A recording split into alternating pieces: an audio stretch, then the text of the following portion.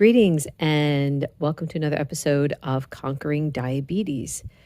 Today, I wanted to talk about how diabetes is kind of a scary disease because it's so sneaky. You could have already had it for several years before being diagnosed because as long as your fasting glucose is good, they're not likely to check your A1C. I know for myself, my fasting glucose kept creeping up every year, but there was no talk of checking the A1C because as long as it was under 100, she thought I was doing fine. I'm still curious to this day as to what my A1C was. With the way that things are going in our world today, how people are getting type 2 diabetes at younger and younger ages, I'm definitely in favor of checking for insulin resistance as part of normal labs for any age. And it's not just type 2. I keep hearing about adults that are being diagnosed as type 1. So, that's kind of an interesting thing when you think most people who have type 1 are diagnosed when they're children. That's when they figure it out. So, I don't know how it's slipping past these doctors and stuff where I know a woman who was diagnosed in her 40s. So, how does that happen? I don't understand. But then you've got all those years then of her having problems and no one being able to figure it out.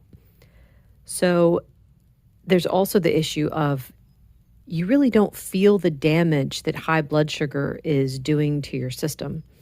My mom and I were just talking about this, and she said, you don't really know until 2 days later when you're suddenly feeling really, really bad.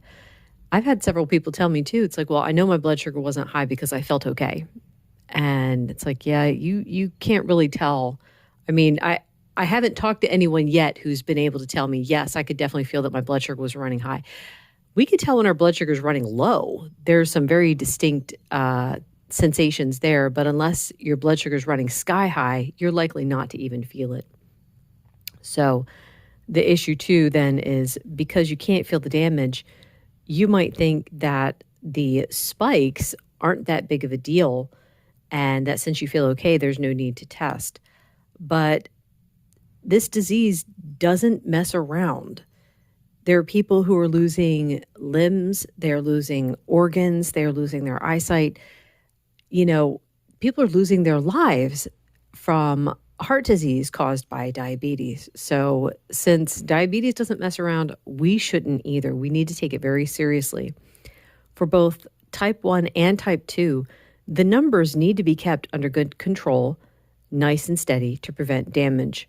Remove the foods that are causing the spikes.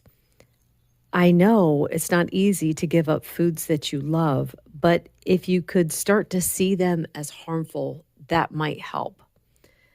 That is all for today. Thank you so much for listening. Bye.